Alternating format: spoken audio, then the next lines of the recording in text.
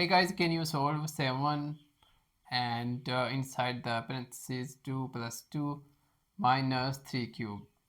Okay, so follow the order of operations. We use PEMDAS rule. A parentheses first, right? Exponents, then multiplication and division.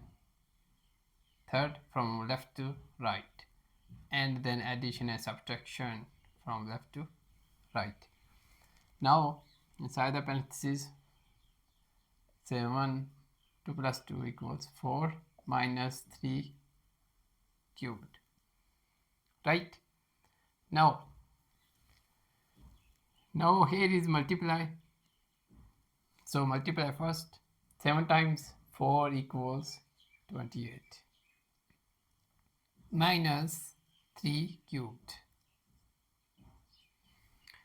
Now 28 minus 3 cubed, 3 times 3 times 3 equals 27.